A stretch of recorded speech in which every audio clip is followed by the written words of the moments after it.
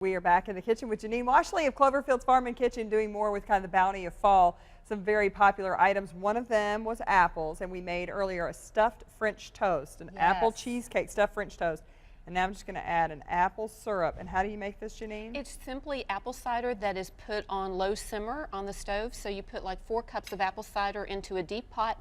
A couple of hours later, it sounds terrible because you only end up with 2/3, but look at that, and it's so intense. So one ingredient, a fantastic syrup.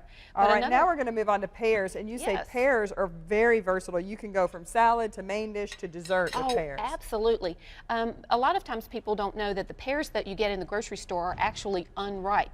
You have to take them home and leave them anywhere from 3 to 5 days for them to soften up. What does a ripe pear look like?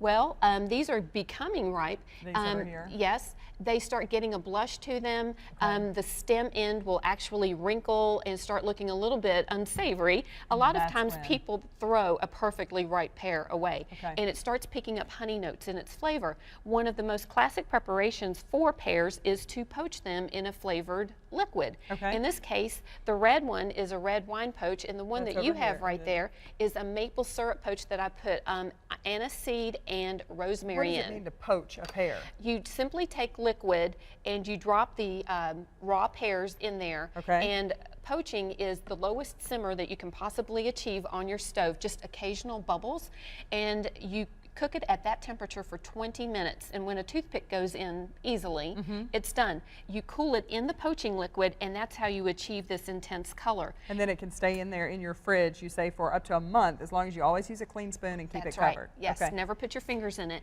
because there's so much sugar in it, the sugar acts as a preservative. Okay. But it's not just for dessert, which I think is what people always think of. You can use it for what you're going to demonstrate here. These roasted Brussels sprouts have a spicy hazelnut. Hazelnut's kind of the it nut for 2014, and we've just simply taken 1 poached pear, chunked it, and then you add it to the top. And so that sweetness will take a little bit of the bite out of the Brussels sprouts. I do this with apples at home, and I really like it. Yes, that's a classic. All right. And then you've got the spiciness of the nuts to kind of play off of that. This is a really simple salad. Kale, blue cheese, and pears is a fun salad to eat. It's really tasty, and this is a way to just kind of dress it up a little bit if you're having, you know, company. Just fan it out. Really, that's all you need to do. That's all you're doing. You're taking a half and you're fanning it out, and these are salt and pepper toasted walnuts mixed with some blue cheese crumbles.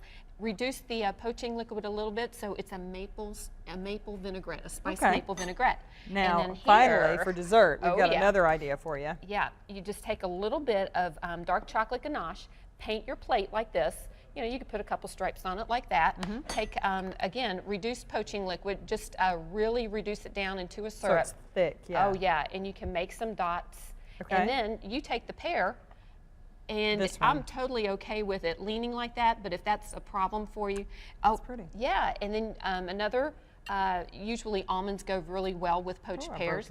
And I've made a little bit of brittle. Of course, a rainy day is the worst time to make any type of brittle, but that just adds a little bit of interest. You cut the pear and enjoy it with your chocolate sauce, your reduction, and your brittle. Very nice. Okay, Janine's sharing all kinds of recipes with us, including a crock pot apple butter you can make yourself. So head to WDRB.com to get those recipes and these great ideas she shared today. Thank you, Janine. You're welcome.